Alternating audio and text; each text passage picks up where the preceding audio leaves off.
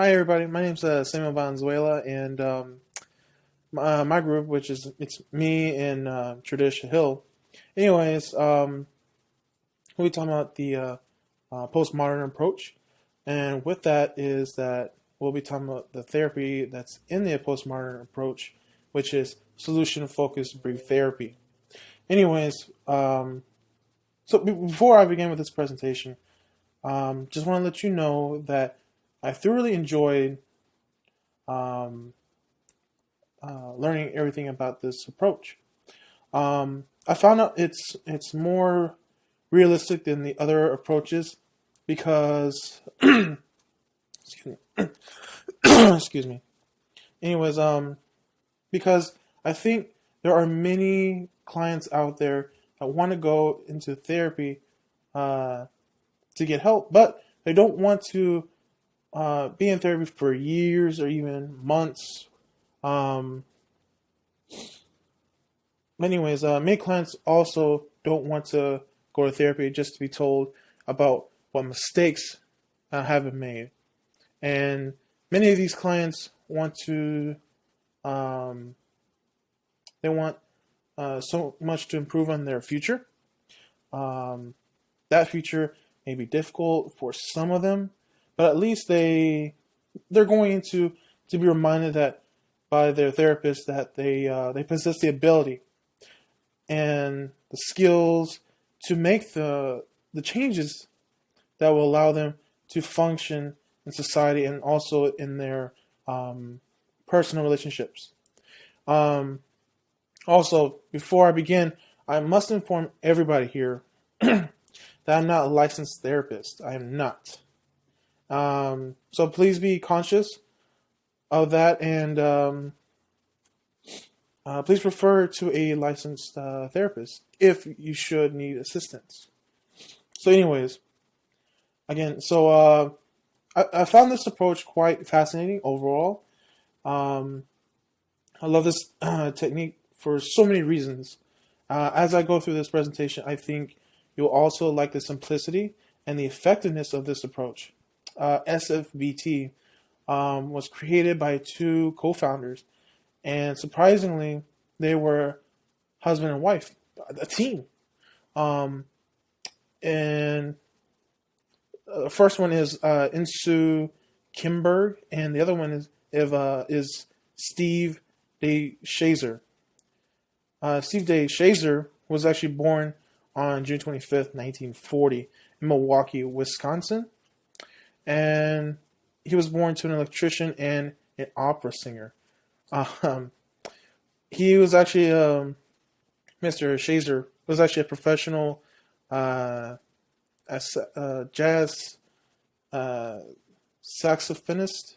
You know, he played the saxophone. Anyways, before starting his career in psychotherapy, he graduated from the University of Wisconsin in Madison and continued to attend the same school, pursuing his master's degree in social work. It's pretty interesting, if you ask me. He and his wife would go on to establish the Brief Family Therapy Center in Milwaukee in 1978. Both he and his wife were social work majors, and from the literature and biographies that I looked at Mr. DeShazer, he did struggle with the existing forms of therapy, so he decided to pursue another angle. Another angle. Sorry, tongue tied today. He wanted the therapy to not only be brief, but also to focus on positive things that exist in the client's life, to build on those positive points of, I'm sorry, instead of leering on what happened in the client's past. What happened was the couple, they tweaked the approach through several years until 1980. And then they were able to finally tune it to the point where they were both satisfied with it. The approach wasn't officially named until 1982, Um, Steve DeShazer passed away in 2005. Um, so here, there is a direct quote from his wife, Miss Kimberg. Um, After passing of her husband, when she was interviewed, that she was actually interviewed that and asked about that defines SFBT. She stated that I think the reason we spend so much time developing this model has to do with wanting to show professional people how to be respectful of the people they work with. That is what I consider very holy. Again, that's what Miss Kimberg said. That was her own words. Um, so when they tune up to this approach that Steve the Shazer and his wife Miss Kimberg, who had come up with, was based on the principles of social constructionism. Social constructionism places a strong focus on the way social context um, affects reality, including the client's emotions and their relationships with others. This form of therapy will aim at a target to find the solution. So again, goes right to the solution. We don't focus on the problem all the time. It goes straight to the solution. Excuse me. Anyways, it focuses on what the client is looking for by going to treatment or therapy rather than what even led them to seek therapy. Excuse me. Mr. DeShazer wanted the clients to always direct his or her attention to the future and not linger on the past, even if it kept what I mean is even if the steps towards achieving that income came in very small steps. The basic assumption of the theory are very simple. The first assumption is that this approach is based on optimistic assumptions that people are competent enough to find the answers to their own problems. The next assumption is that that complicated situation do not require very complicated solutions. And so you see how that kind of works. So along with SFBT builds on strengths and resourcefulness of the client. It also promotes changes from within the client. Another assumption is that the vision of reality belongs to the client and not to the therapist. Sorry, excuse me. It also promotes a new how you say it, life of meaning that leads to change. The main assumption then is that the client knows what the client needs. There is an old saying that comes to mind when I think of SFBT, and that is, trying to remember, actually I got it. Sometimes you can't see the forest because of the trees. And what this tells me is that sometimes a client is so involved in their own problems that the solution is right there in front of them, but they can't see because they're basically they're blinded with the problem and the emotions within the situation. So it's right there in front of them. So the solution is. But anyways, excuse me. The key concepts that are essential to this theory are solutions rather than obstacles. Empowerment of the client to overcome major problems that the client is facing. The therapist sees as being knowledgeable and competent enough to find solutions to his or her problems. The other concept that is a major part of SFBT is if it's not, or if it's working, don't mess with it. Or if it isn't working, try something else. The other key concept, refers to change. Change is, it's not avoidable. Change leads to solutions.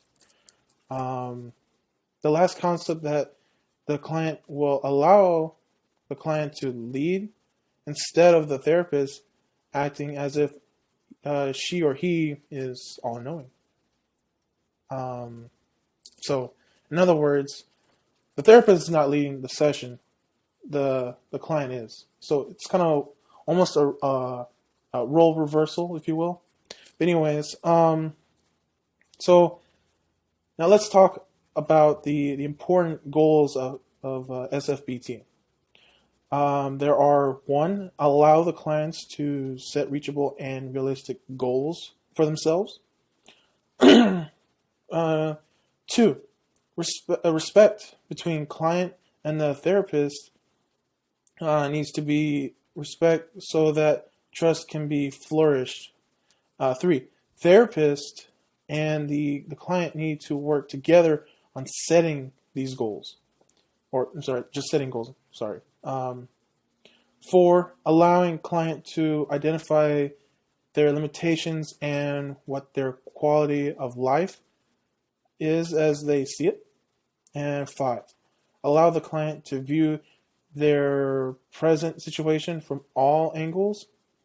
And 6, ensure that there is an understanding that the therapist and the clients are equals. The therapist just provides guidance and promotes empowerment. Excuse me. So the relationship between the client and the therapist and SFBT,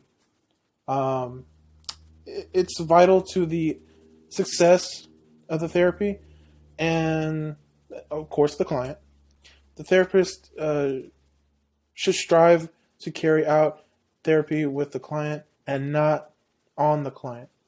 The client should not feel like a project, for the therapist, rather than the therapist must create an environment where the client makes or can make changes.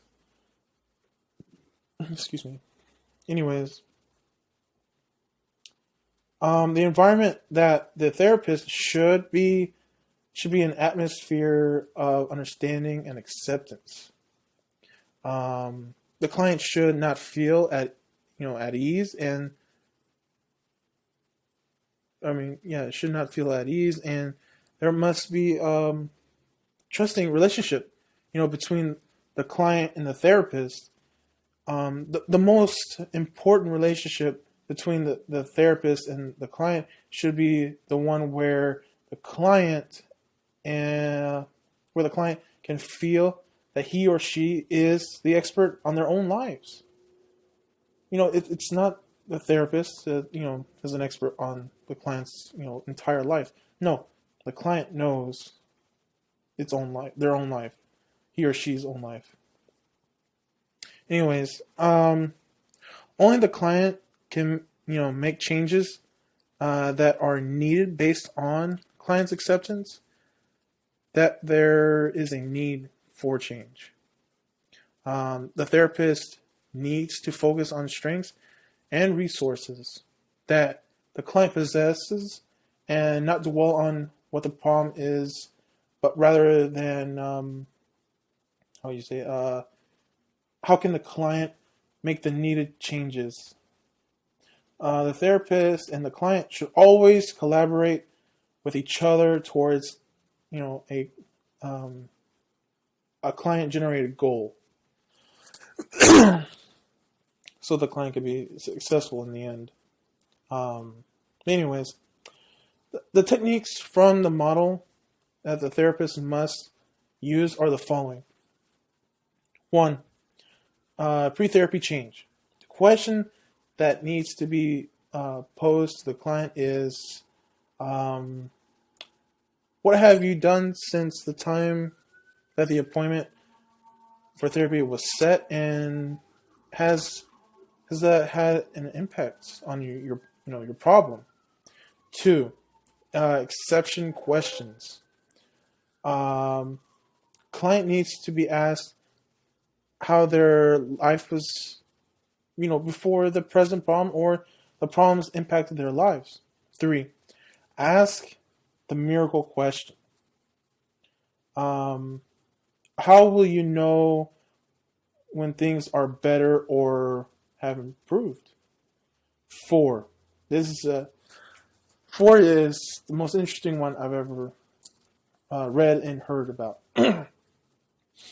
So 4 is homework. What events is the client trying to see more of in their future? Positive events, And 5, summary feedback. The therapist needs to identify and inform client of what strengths and the client has used to make the changes that are identified by the client and the therapist. And 6, what is the client trying to achieve by participating in therapy? That's a good one, if you ask me. And 7, focus on the future and not the past. That's a big one. And 8, focus on positive things occurring in client's life now, and don't linger on problem that brought the client to therapy. So anyways, we'll move on to Tradicia's part of the presentation, and she'll take it away. And take it away, Tradicia. Good morning or good afternoon, whichever time you are viewing this. My name is Tradicia Hill. I'll be doing the second half of the project with Sam today. So we're just going to dive right in. So the populations that solution focus goes over is with adults, minors, and families. And the settings for these, you can do it with an individual with just the client and the therapist, or you can do it in a group setting, or you can do it as a couples therapy setting. And with that being said, that if you're doing it with a one-on-one or with a group, it could be an involuntary client. And so there may be a little pushback from that. And so there's like 3 different classifications for each set of questions in which you would ask clients once you start this therapy session with them. And the first one's going to be the customers who are willing to make the commitment of change and want to see the solution versus the problem, and are more into finding a solution that's going to fit best for them. And then you have the complaints, who are the ones who really don't see themselves as part of the problem, nor do they see themselves as part of the solution, which makes it really hard to try and help someone find a solution to a problem in which they may be having, such as this random couple you could be doing therapy with. The husband doesn't communicate well and doesn't understand why his wife is constantly trying to get him to talk to her, if what he feels is the best relationship he's had, and throughout his many years of dating, marriage is not the same as dating. I know that, but that's one example. He may not feel as if he is the problem, nor the solution to meeting his wife's needs. And then you have the visitors, those who are kind of like those half in, half out kind of people who are they want change, but they're not too sure about it. They want a solution, but they're not fully invested. And so you can help guide them to their answers and guide them towards whichever way they may be needing to go. But that doesn't always mean that that person is going to take the solution that they have figured out and actually apply it to their lives.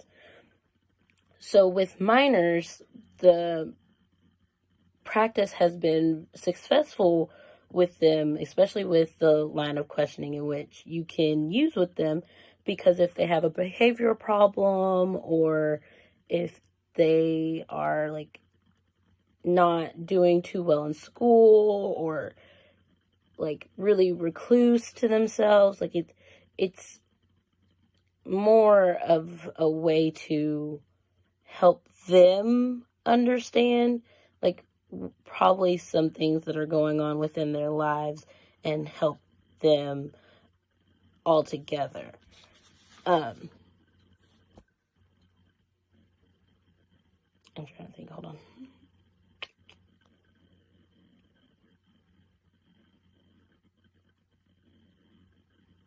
Also, it with minors, it also has helped those who have fallen into those high-risk roles, those that have fallen into the juvenile sentence, the juvenile route, per se, because with such a positive outlook with this therapy, it gives them something to look forward to and gives them something to like really grasp and really hold on to, something that they may not have had before, and that positivity in their life. So some of the strengths of the therapy, it focuses on the future and not so much on the past. And for it to focus more on the future, it helps clients be able to find the solution in which they are. Because if you're constantly stuck focusing on what happened and what is going on when it happened, and constantly like that's the only focus, and you're not really moving on from that.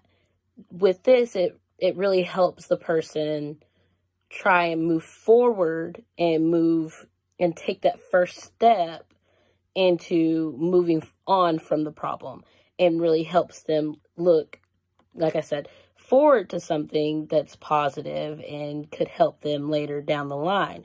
And the solutions, they may change, like goals in life, they change. And so as long as they constantly have that positive solution within their bounds and within their goal structure, then it will help them.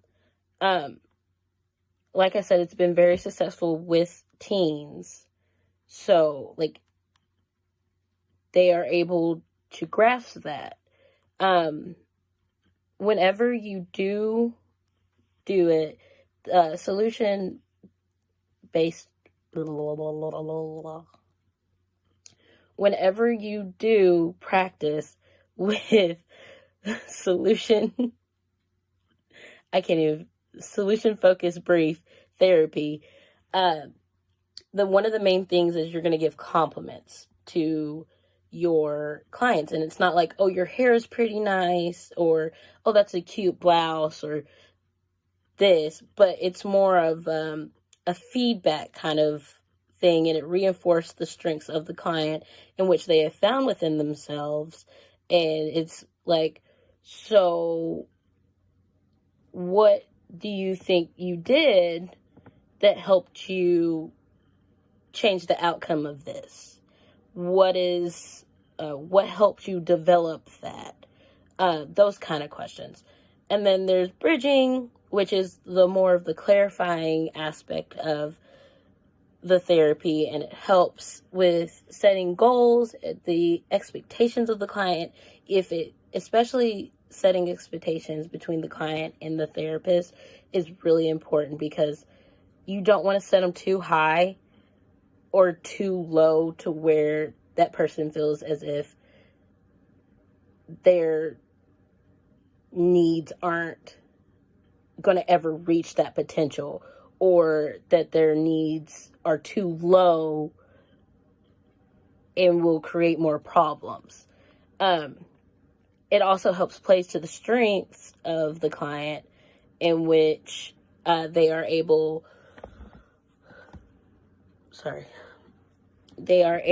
to bring out in themselves, and it helps goal orient them within the practice. And the main focus is for the client to be able to find these solutions on their own with the strength that they find. Amplification, I don't know if I just said that right, can allow the client to reflect on the change that is happening. So this basically is the part where the therapist would say, so we're going to stop here. We're going to evaluate the changes that are going on in your life and evaluate the steps that have helped you get there, but we're not going to focus on it, because you want to continue to focus on the future within this practice, because that is you want to continue to move forward, but you also don't want to get stuck in the rut. So some of the limitations and shortcomings of this is the positivity. And I know that's really weird to say. It's because when some clients, I'm not going to say all, when some clients feel like there's too much positivity, too much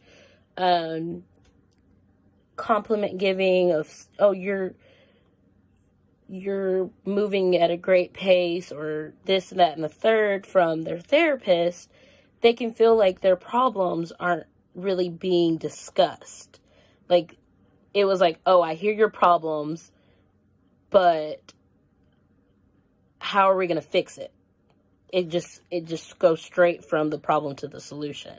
And so clients feel as if the time that they have isn't really focused on the problem and isn't really being evaluated to help them find that positive solution.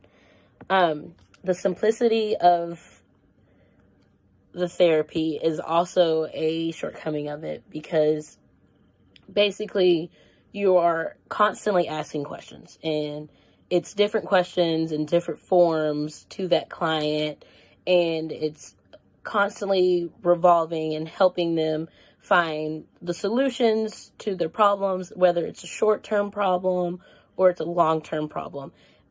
But because it's so simple, people find it, or it's been found that it's been kind of passive, if that makes sense.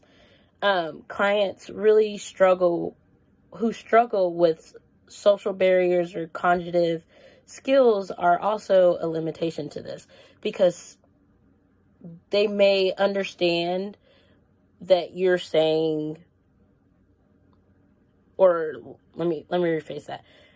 The client may understand the questions that you are giving them, but may not understand the solutions in which they are finding.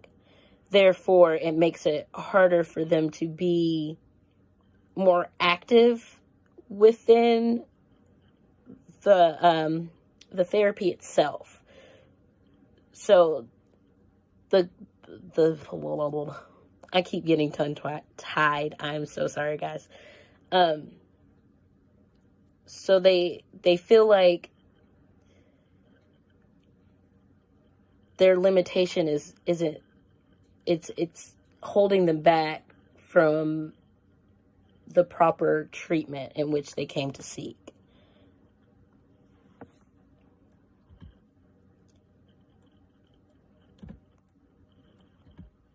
So the major contribution to this is that clients will have the capability to empower themselves to find a positive solution to a problem, and will be able to focus on reaching that solution constantly. And I know it sounds like I keep repeating myself about that, but it is the main focus of this, is that the clients are constantly having a positive outlook on life, and that they are constantly seeing the things that are changing around them, but also seeing that they are getting closer to their goal, and they're goal oriented.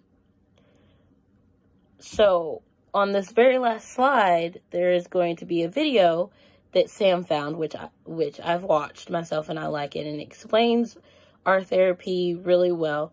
And if you would like to, you can watch it. And that's all I got for you. Y'all have a good day.